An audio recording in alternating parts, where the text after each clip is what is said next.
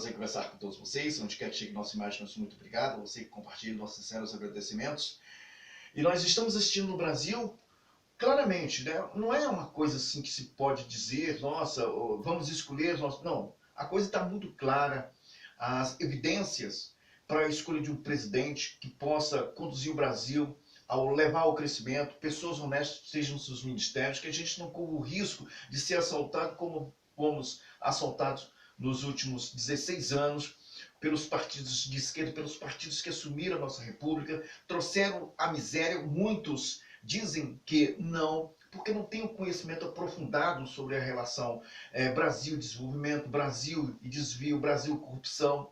Então a gente vê que as pessoas elas não fazem uma analogia entre os acontecimentos sobre a perda do seu emprego, por que seus filhos perderam seus empregos, por que houve uma carestia, por que os preços aumentam ao invés de reduzir, porque deveria haver corte dos impostos, o que está acontecendo hoje. As pessoas não observam isso. Acreditam que o que está acontecendo está fazendo mal a eles pelo fato de simplesmente algumas pessoas rezam ou ditam as regras para que essas pessoas possam acreditar. Olha, aquele tempo era bom. A gasolina era 2,20, 2,30.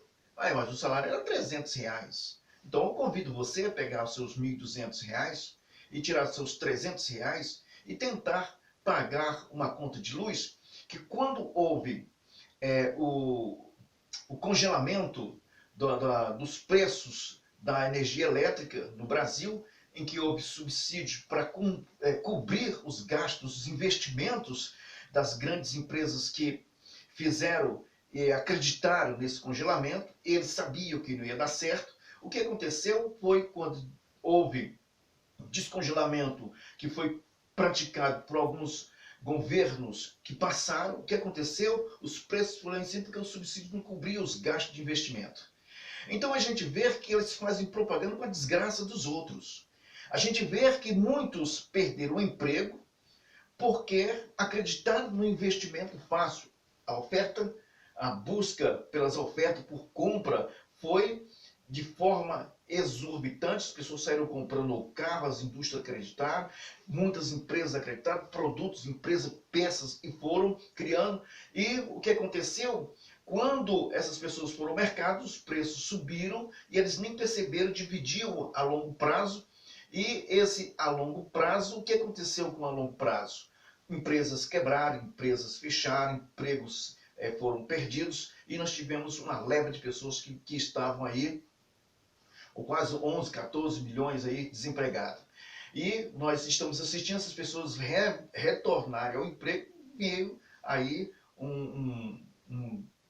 essa pandemia que causou danos que não houve ajuda de nenhum governador. Pelo contrário, alguns deles foi o pior em suas administrações, que era justamente fechar as portas, quebrar mais ainda o comércio brasileiro.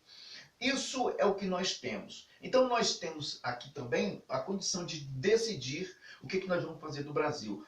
O futuro do Brasil, que é os filhos, as filhas, que é essas pessoas que se encontram, quer alguma coisa para desenvolver um curso, uma formação universitária. Então o futuro do Brasil está, nesse momento, em pauta em relação a essa eleição.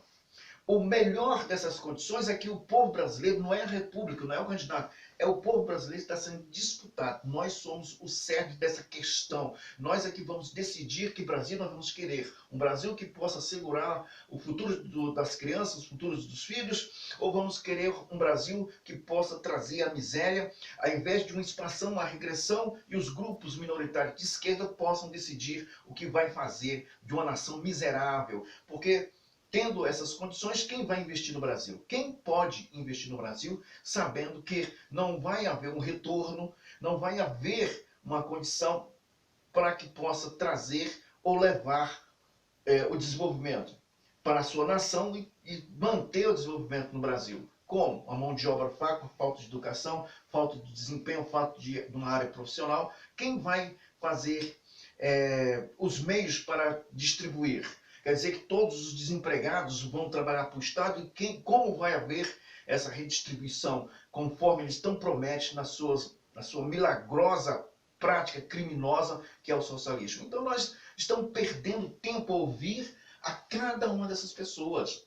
O que você tem é que tomar conhecimento, resgatar sua vida, sua moral, suas necessidades, buscar seu direito de emprego, buscar o direito de desenvolver, frequentar uma escola que possa te dar as condições para você desenvolver a mente e que você possa fazer uma boa escolha para que o Brasil não caia nas mãos de cada uma dessas pessoas que estão aí sendo candidatos, que a gente sabe muito bem que estão todos unidos, todos de mão dada. Os governadores hoje, por exemplo, eles se beneficiaram e se beneficiam do dinheiro daquilo que é de todos nós brasileiros. Os empréstimos, os bilhões que foram investidos nesses estados, eles continuam por aí, porque ninguém sabe o que aconteceu com esses bilhões que saíram do governo federal para auxiliar a cada governador desse, que foram pequenos ditadores que foram estabelecidos nos seus governos, e a gente estamos aguardando o resultado desses investimentos, porque a maioria dos estados do Nordeste se encontra em estado de penúria e as condições são, sabe, deploráveis, as administrações é pífia, não crescem, não vão, porque alguma coisa está acontecendo. E quando nós observamos esses acontecimentos, a gente tem que observar que o artigo da nossa Constituição estão indissolúveis. Indissolúveis. E o que nós estamos vendo no Brasil? São governadores praticamente donos, prefeitos donos. Teve o Calil, quando era prefeito aqui, que saiu para candidato, que provavelmente não vai ganhar. O que ele diz? A minha prefeitura, a minha cidade.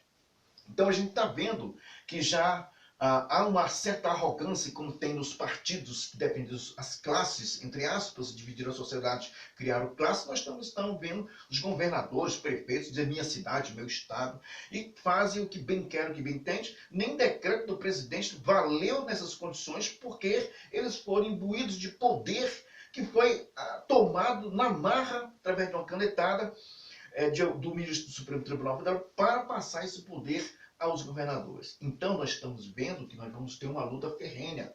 Então os brasileiros que se encontram nesses estados que possam decidir o Brasil, você não está decidindo a eleição para o presidente, você está decidindo o futuro da sua nação, o futuro dos teus filhos, o futuro das tuas crianças, e esperamos que de fato o Brasil possa mudar. E que estaremos aqui para ajudar essas pessoas que se encontram numa condição de penúria mental e um raciocínio pequeno, muito pequeno, que acreditaram e deram suas mentes para que essas pessoas viessem a trabalhar da melhor maneira possível, espalhando esse veneno socialista em que um cartão é o suficiente ao invés do emprego. É a incapacidade administrativa de cada partido desse, de cada figura exótica que nós temos aí na nossa política, que promete uma coisa que nem eles mesmos têm capacidade de administrar, visto que nós estamos vendo aí algumas prefeituras, alguns estados que estão, de fato, em estado de penúria. Então, o que nós temos que fazer? Mudar. Mudar para o novo Brasil. E o novo Brasil é o amanhã. Não estou falando aqui de forma discriminatória, estamos falando da forma de capacidade de administrar. Nós tínhamos, alguns anos atrás, um BIP de 0,5%, porque houve um furto em tudo que é canto, paralelaram tudo. Tudo que você possa dizer que era público foi saqueado. E nós temos aí diversos empresários para contar suas histórias, presos, condenados, jogaram as suas biografias industriais, empresariais, de diversas áreas no lixo, porque se juntaram com essas pessoas.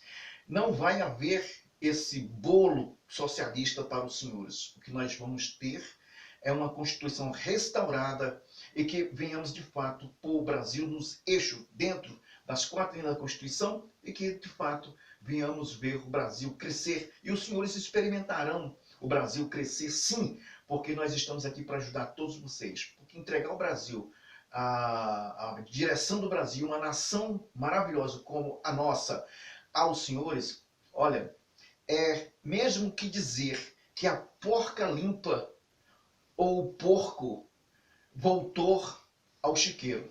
Nós vamos passar por momentos muito difíceis, mas nós vamos impedir que esses momentos cheguem a cada um de nós brasileiros e especialmente aos senhores. Um abraço e até mais.